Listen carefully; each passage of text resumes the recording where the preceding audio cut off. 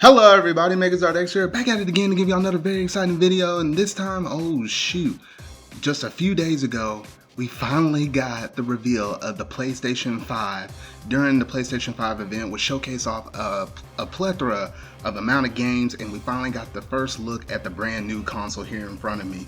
And today I just kind of wanted to go through some of my thoughts about, what I think about the actual PlayStation 5, the way how it actually looks, as well as the overall event as a whole, and all the different games that they actually managed to showcase off during the event. So looking at the console first, okay, I've been seeing some mixed reactions all over different social media, especially on Twitter, about people comparing this thing to, like, it honestly kind of looks like a binder. Like, we got the Xbox Series X that looks like a fridge, and then we got the PlayStation 5, which either looks like a binder, some people have been saying, or some other people have been also managing to say as well that it sort of kind of looks similar to as a modem or whatever, though, like just a regular modem, your internet module or whatever, though.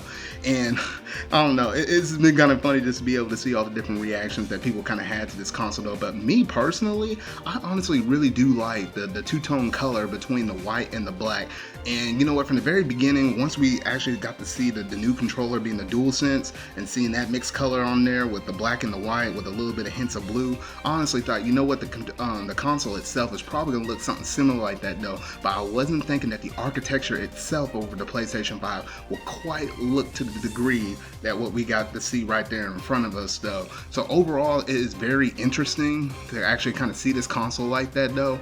And some people have been kind of wondering, well, is it going to be able to sit on its side? And if you were to, as we were looking at the PlayStation 5 itself, it sort of has like a type of curve built architecture to it. So unless they got the kind of base stand to be able to sort of kind of fit the curves of it, I don't know whether or not this will actually kind of sit on its side. And you get to see the disc drive over there on the right, and it sort of kind of looks weird because it actually kind of like, it's a little bit slumped out.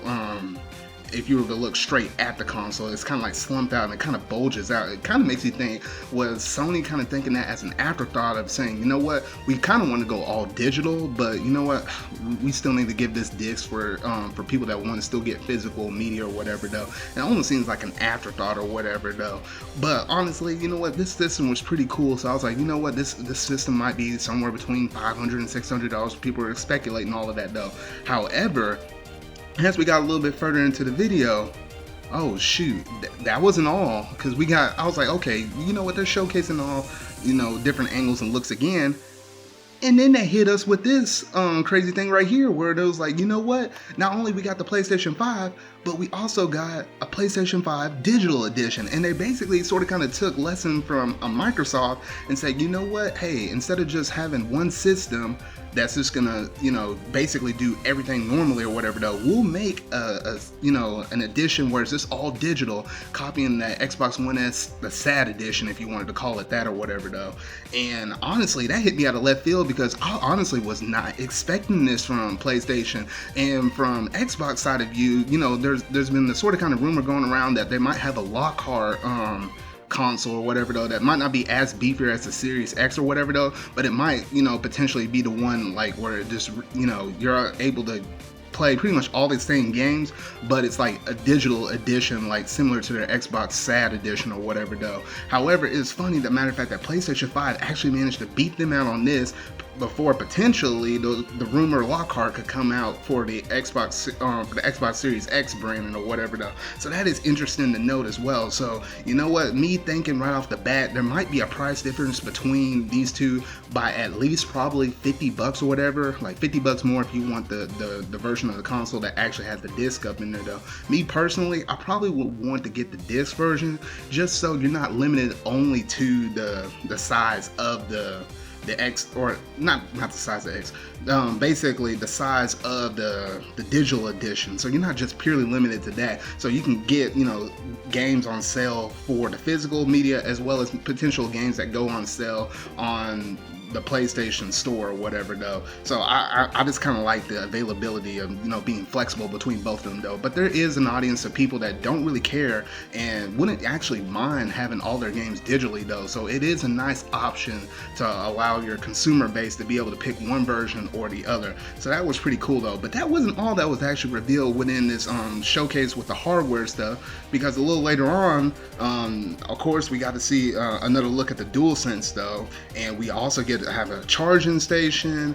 They showed the HD camera. They also showed off a wireless headset and even a media remote, which is kind of funny. It reminds me of the Wii remote. I don't know, but all of these, just a plethora of different accessories for the PlayStation 5 right there. And honestly, I was just kind of blown away by this or whatever though. Now some people, yes, they kind of want that all black console or whatever though, but me personally, I really do like that two-tone color, the white and black. And honestly, I didn't even think about this until now though, but the color branding for the PlayStation 5 is technically the same kind of colors that was going on with the PlayStation VR. So I didn't even know why I didn't even think about that though. But I think they were probably sort of kind of pulling that inspiration, probably even from that or whatever though. So honestly, I really do like the accessories, the look of it and everything though. And honestly, I'm really looking forward to this though. But however, I did find a very interesting image off of Twitter, and I'm gonna go ahead and pull it up in front of me right now though. But this basically kind of showcases off a size comparison, because there were some people that actually managed to take off to Reddit, and based upon the size of the USB, they started to make renders with like proportion sizes of what were past past consoles for the PlayStation side as well as the Xbox size. You can actually see, shoot, that PS5 is, that thing is a behemoth. That thing is huge compared to all the other series, even on the PlayStation as well as the Xbox size. You can even see the Xbox Series X in comparison with that though. So I'm like, man, that thing is so tall. It's like, where the heck are you even gonna fit that sucker in your entertainment system? Like, I'm scratching my head over that one though. If I had one, I'm like, I don't know where I would stick that thing at, especially if it can only stand up vertical and if you weren't able to lay it down on its side though. But we'll get more information about the PlayStation 5 in the future as we get closer along to launch though. But overall, that's pretty much my thoughts of the console itself. So overall, it looked pretty cool and pretty amazing, and I'm really looking forward to what else the PlayStation has to be able to reveal though. Now looking towards the game side of things, oh man, this is, oh shoot, I had no idea that we were gonna get revealed 26 games during this presentation. I mean, that was an insane amount. Like, we were roughly averaging about 2 minutes-ish per game that was actually revealed for this length of the showcase. And the showcase, you know, they said it was going to be roughly about an hour-ish, and we heard reports of maybe up to 2 hours though, but it roughly came out to be like an hour and maybe about 20-ish minutes or whatever though.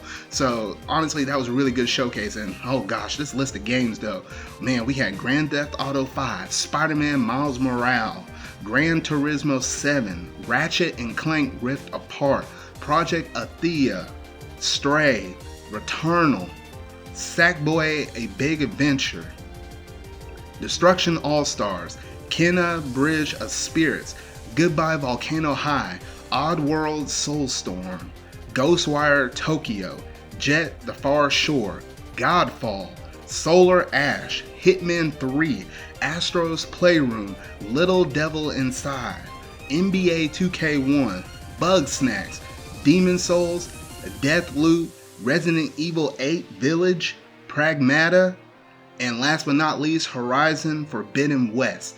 Oh shoot, that was a really long list of games, and goodness, it felt kind of like rapid fire-ish, but you did get to see little developer interviews or whatever though, that was sort of kind of spliced in between bits and pieces right after the showcase reveal, or right after, or sometimes even like right before they were about to showcase off the next following game or whatever though. And honestly, man, I feel like there was something for every person. Like, if you've been attached to PlayStation for the longest whatever though, or you even looking outside in like me, never owned the PlayStation console though, I felt like there was a game in here for everybody. And me personally, there were 3 games that hit me where I was like, you know what, if I get a PlayStation 5, these were the games that I would get. And the first one that they showcased off that I really wanted to get was Spider-Man Miles Morales. Oh my goodness, the timing of this with current events that's happening within the US is, oh my gosh, it's just perfect though. But this game, oh shoot, I did not think that they were going to be able to make a new Spider-Man game since the last one this quick. Like the Spider-Man PS4 one we got back in 2018, and this one right here, it is 2020 and when we were actually getting this event. So it's kind of crazy, no matter of fact, that how quickly that we were able to kind of get this turnaround on this though. And within this one, Spider-Man Morales, it was shown during this event, Miles Morales takes over as the playable character this time around, and this game seems to include more science fiction elements and will release during the holiday season. Yes, that is right. Holiday of 2020. That's when this game is supposed to drop. So it's basically like a launch title for the PS5. And I find that just absolutely crazy. Like, that's going to be a really hard hitting system seller. Now, one thing I did notice on social media was, a matter of fact, that some people were sort of kind of confused as to, you know what, is this going to be basically like DLC, or is it going to be an expansion based upon the original Spider-Man that we got on PS4 though? But to clear up any kind of confusion, the day after Sony's future gaming event, developer Insomniac Games said on Friday morning that Spider-Man Miles Morales is a standalone game and the next adventure in the Marvel's Spider-Man universe, and they will reveal more at a future date. So yes, this is a brand new iteration for the Spider-Man franchise series.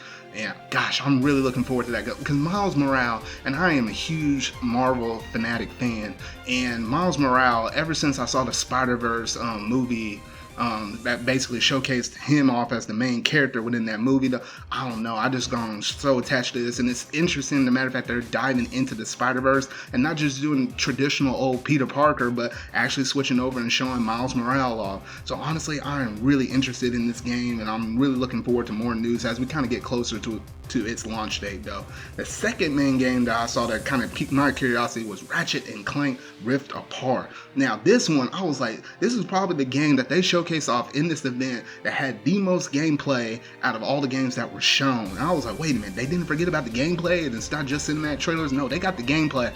And gosh, from, you know, from the character being able to transition from one area to the next, and we got to see like little load screens of like where he's kind of falling through a portal and then popping out in another area. That's basically like the load screen, and they're definitely taking advantage of the PS5 architecture and hardware, where they're making them load times extremely fast. I was just kind of fascinated at like all the crazy stuff that's happening on screen, and you know, shooting out like a beam or whatever though, and tethering and pulling yourself over there almost nearly instantaneously. And I was like, dang, there's just something about that. I was like, it just looks so fluid and fresh, and visually it just looks so appeasing. I was like, man, you know what, that really caught my curiosity, and I'm really going to have to pay attention to this as we get closer to its launch date as well though. And the last game that really caught my attention was Horizon Forbidden West, and this is the sequel to Horizon Zero Dawn, and was finally shown during this show with protagonist Aloy narrating a trailer that featured impressive environments and fauna, and a plague appears to be causing local wildlife to die off, and she must race to discover what is causing it before it's too late. And she will be able to explore underwater and discover secrets beneath the surface. Honestly, you know what, heard a lot of different things about Horizon Zero Dawn, and honestly it looked like a really good game to me visually, the way how it kind of stood out and whatnot though. And you know what, that game has been out for the longest on PlayStation 4, even making the jump now to PC though. So I was like, you know what, maybe if they can come out with a second game that be able to hit just as hard as, you know, that first prequel game, then goodness, then we might really have something to look forward to though. And honestly, just looking at that trailer and stuff, man, visually it just looked astounding though, and I'm really interested to kind of see, you know, how that story will actually manage to play out though. So that was basically the three main games that really caught my interest though. But you're going to have to let me know down in the comment section down below what all the different games during this presentation that managed to catch your attention, or what are the ones that you're going to want to get whenever you do manage to pick up a PlayStation 5. But let me know down in the comment section down below though. But honestly, man, there was really something for everybody here in terms of the games, because 26 games, I certainly wasn't expecting that much. I was maybe expecting maybe around like somewhere between like 10 and 15, but I wasn't expecting up to 26 or whatever though. So yeah, it was really cool stuff though. I had a really good time watching this conference with some of my friends online though, and honestly, there's just a lot of stuff to kind of take in though. Now, this basically kind of brings me up to my conclusion over the whole entire PlayStation event, and you know what? Sony really did knock this one out of the water. I ain't gonna lie. And it makes me honestly think, you know what, PlayStation might actually be in trouble for once, because I'm like, or not for once, I mean, they sort of kind of iffy, you know, because they didn't get off the good terms with the Xbox One in comparison to the PS4 in the last generation though. But goodness, matter of fact, that PlayStation came out, they showcase off their console, they showcase off their accessories, they showcase off 26 games, not just some third parties, not just some remasters and stuff, but some brand new IPs as well as, you know, new sequels to their previous IPs though, which is something that Microsoft actually managed to miss on when they first showcased off some games that were coming to the Xbox Series X back in their presentation from last month or whatever. And honestly, they're really in trouble. So whenever they do manage to do their presentation for July, they're going to have to bring the heat, because PlayStation really did brought the heat within this one though, and we're still going to get even more information as we get closer to our launch though. So that's just some of my pre-thoughts of what I thought in comparison from the PlayStation event to that first showcase off of what we got with the Xbox Series X with those first few games. Because those first ones that the Xbox Series X got, they were basically showcasing off gameplay from ideally what it should look like based on, you know, the PC running those games though, but it wasn't actual real footage though, as compared to the PlayStation one, where this is just a straight stuff running on the system itself though. So Sony might have had a slow staggered release of information. Like we barely got the controller itself before actually getting the the showcase that blown everything out of the water with the actual system itself, the accessories, and these 26 games to start off with. They might have had that slow start though, but man, the wait was worth it, really. But those are all of my thoughts I had to discuss about the whole entire PlayStation 5 event as a whole though. But y'all gotta let me know down in the comment section down below, if you were to rate this on a scale of 1 to 10, where would you put this whole entire conference? And me personally, I thought they did really good, and honestly, even though they did really good, I basically would give them a 7 out of 10 in terms of the game portion length, because, you know, or the games out of the 26 ones, because the only 3 of them really kind of spoke out to me though. But I do notice that yes, there's something out there for everybody though. So I thought this was a pretty good, solid, average performance though. And if you were talking about the console itself, oh, that's a solid 11 out of 10, baby though. But let me know down in the comment section what all you thought about this whole entire PlayStation event as a whole though. So remember y'all, until whatever video I make next, see y'all.